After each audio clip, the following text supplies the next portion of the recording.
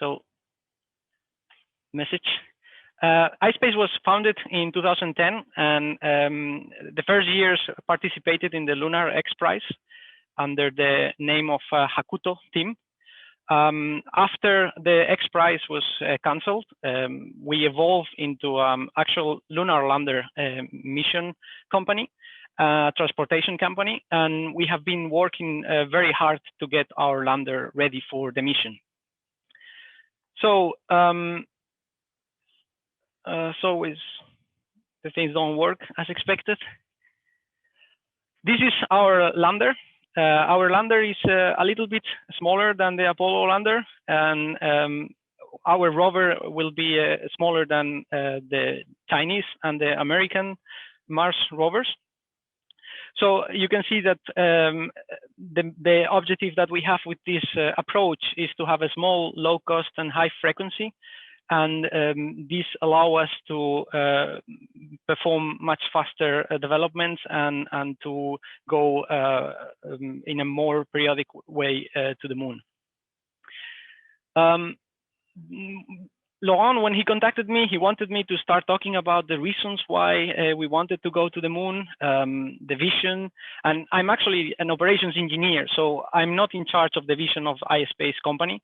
What I'm in charge of is of operations, of managing the ground segment and the operations. And therefore, I can only talk from my perspective, not from why philosophically we should go to the moon. However, there are three main reasons that I wanted to share with you that I consider some of the most important or some of the most relevant for companies and agencies to start going to the moon. First of all is, of course, the economical reason. So the gravity of the moon is much smaller than the gravity of the Earth, and therefore exiting the moon with load, so with payload, is much cheaper than doing that from the Earth. So that means that we could make use of the resources of the moon to be able to supply other missions. It could be missions around the Earth, low Earth orbit, satellites that are rotating around the Earth, orbiting around the Earth, or it could also be for supplying missions towards other planets like Mars.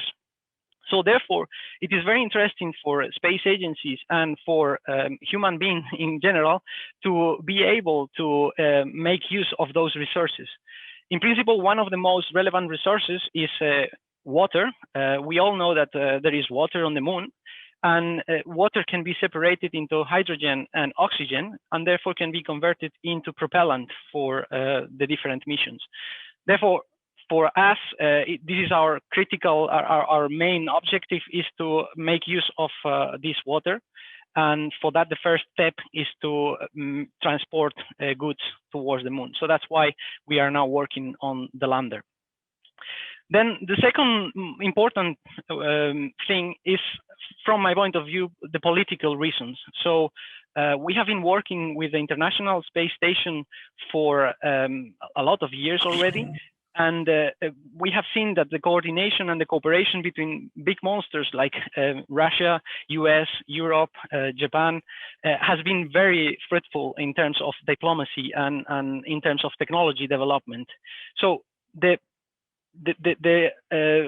ISS is going to be decommissioned in some years, and these kind of projects take time to develop. So agencies are starting to check alternative options like Gateway or other lunar resources utilization programs, and they are starting to check and develop possibilities to go to the moon.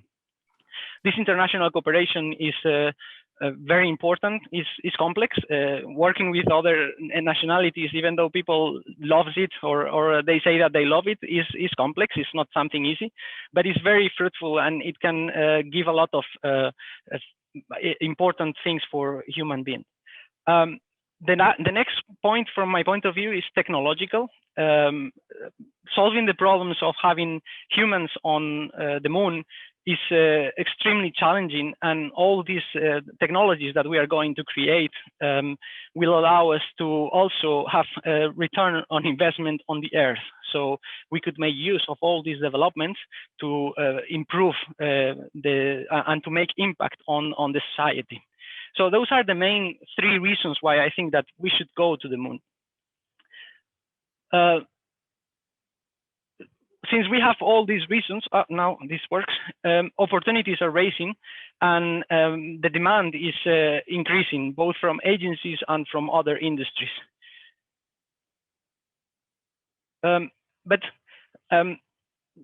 Some years ago, I made an experiment. I was completely motivated with the fact that I was working for International Space Station, and I started asking friends and colleagues, not from the same industry, whether they knew how many International Space Stations were floating or orbiting around the Earth.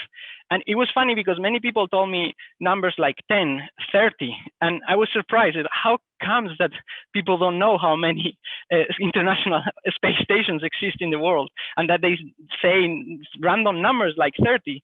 And this is something that we should change.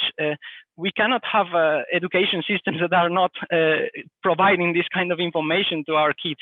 They should know that we have one big project, multinational project, on which many people are contributing all over the world. And this is something that still remains as an open issue that we have to solve. This is also similar with things like in European Space Agency name. So we know that NASA is making a huge amount of investment, and they are followed by Hollywood, and they have a lot of information flowing about their missions. ESA is now improving a lot, but if you ask kids or young people whether they know what ESA is, sometimes you have to attach the ESA is the European NASA to it. So this is something that we are trying to work on, and that we have to push to change in the future. But how many missions have been successful landing on the moon? This is something very interesting. So only 22 missions are landed to the moon, and the last 3 missions were Chinese missions, and the previous one was from the 70s. So since the 70s, all other countries have never tried to go to the moon, or if they did, they unfortunately fail. But what are the challenges on going to the moon? Why is it so difficult? Well, there are many reasons. I'm going to explain some of them. First one is that there is no GPS. So we've seen many films where you just click a button and you say, oh, I'm going to Mars, I'm going to the moon, and the lander or the spaceship goes directly to it. This is not the case in space. It's not so easy to understand and to know where the lander is and at which speed it is. So what we do is we make use of different systems to analyze the attitude of the lander, so we can check the stars, the position of the stars, the position of the Earth, the position of the sun, and with this information we can calculate where we are. And then in terms of speed and velocity, what we do is we make a process called ranging, where we send a signal, which is a kind of a ping to the lander. The lander is answering back, and we are calculating the distance based on the timing of this signal. When we do that several times with different ground stations around the Earth, we can more or less identify the position and the speed of the lander. So that's what we use to calculate the position of the lander.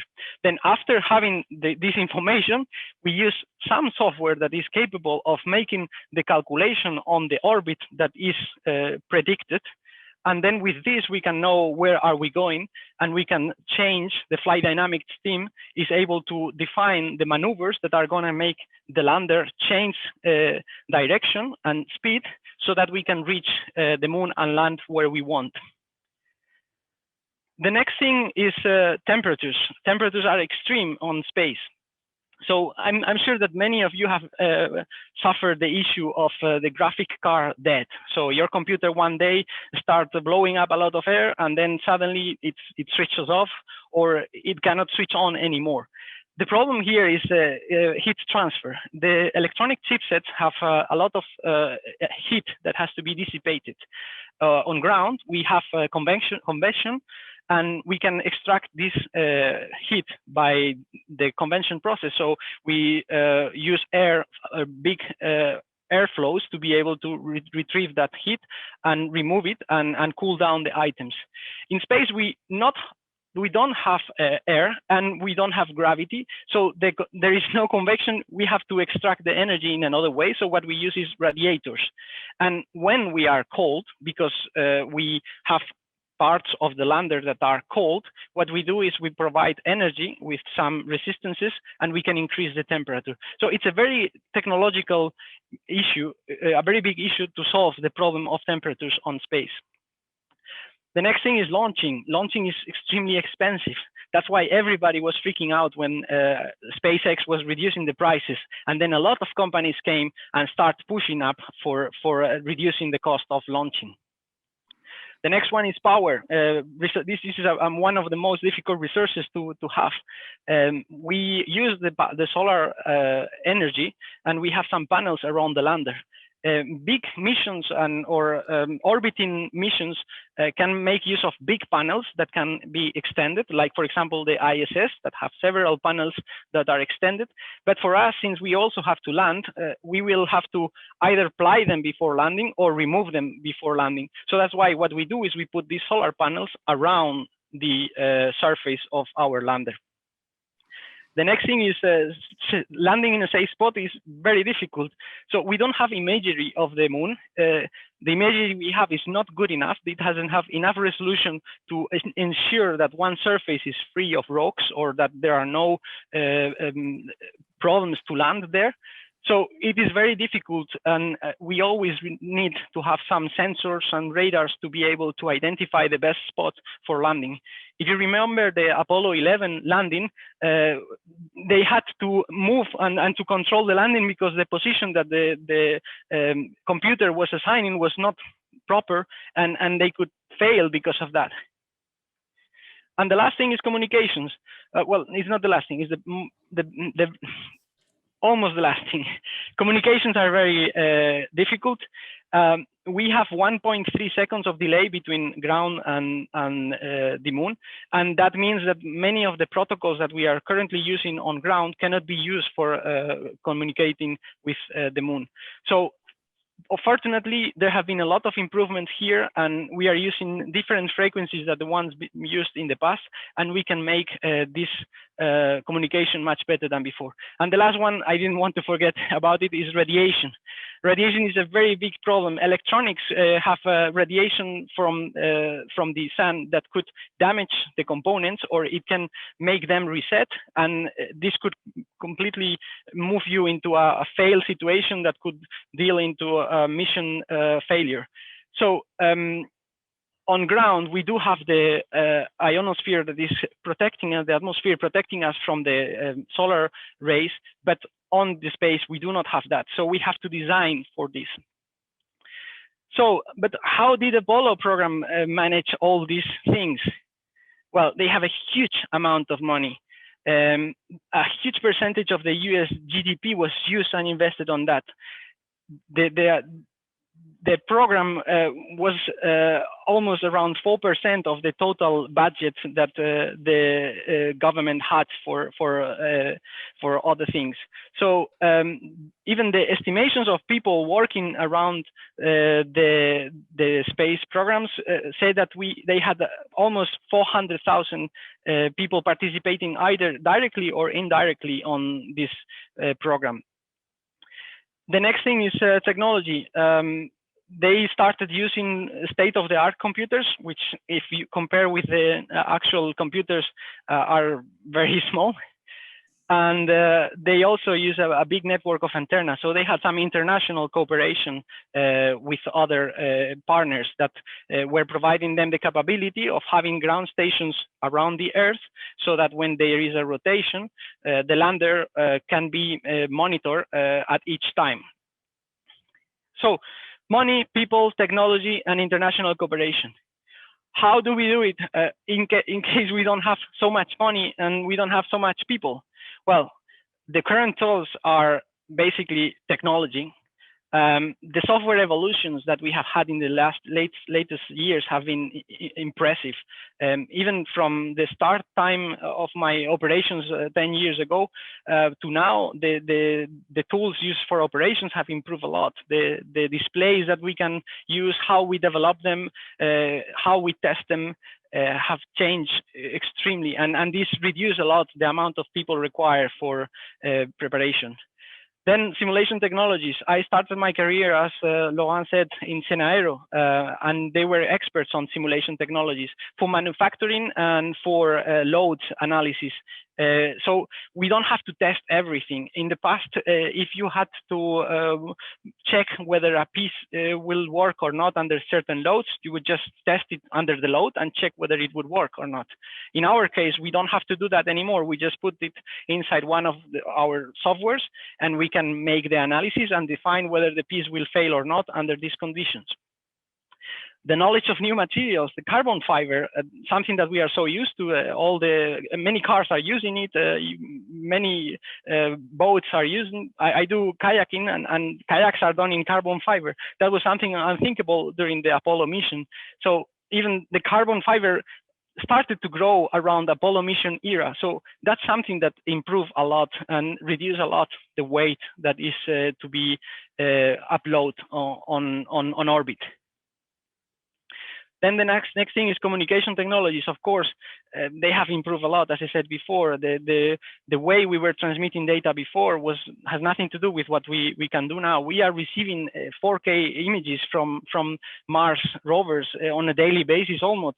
This is impressive and unthinkable of some years ago. And then, of course, the launchers. Now they are much cheaper, even though they are expensive. They are much cheaper than before. And this is something very important, because reducing the cost of launch reduces a lot the cost of your mission. And of course, international collaboration. There is huge amount of people working in the space sector all over the world and making projects together. This is very important also for us. We are working with many companies, and many suppliers are bringing their know-how to our facility so that we can grow much faster and in a much more reliable way. But for me, the key, and I've always talked about it, is standardization. So quality management systems, environmental management standards, anything related to standards have been a big hit for the evolution of humankind. There are many international organizations that are working on standardization, and following these standards is key for your progress. I've seen many places, and discussing with people, they say, well, I don't know, maybe standards, we can use it in the future when we grow. I think that is key, especially for startups, to start using these kinds of standards on their growth, so that they can really tackle and make use of the experience from previous companies on the field. And especially the agencies are creating their own standards for their suppliers. The ECSS standards from ESA, the NASA standards, the JAXA standards, they are providing this for all their suppliers, and you can just download it and start using them. And it is like 60 years of lessons learned in papers. It's manuals that tell you exactly how you have to do in case you want to increase or improve your performances. Yes, it's true that having a huge amount of standards can be a big problem. In the 90s, the US Army had almost 30,000 standards, and then they had to start removing many of them because it was too much to handle. But the truth is that the growth, if it's sustained on previous experience, can be much faster and much stronger. You don't have to start from scratch on thinking, how are you going to develop a lander? What are the milestones that you have to follow? What are the tests that are supposed to be done to be able to reduce the risk? Once you know the standards, of course, you can start reducing or allocating the risk to the places you want and following only what you are required. But at the end, without standards, a company that's starting without standards has all the chances of committing the same mistakes that have been done during the last 60 years. So for me, and I would like to thank the agencies for this, the agencies' standards pave the path of new development based on years and years of experiences of the best engineers on the field. Software evolution has been reducing considerably the amount of testing activities and the amount of people required for doing many of the tests and preparations. The knowledge of new materials and the simulation technologies also reduce the risk of failures. And communication technologies have evolved extensively.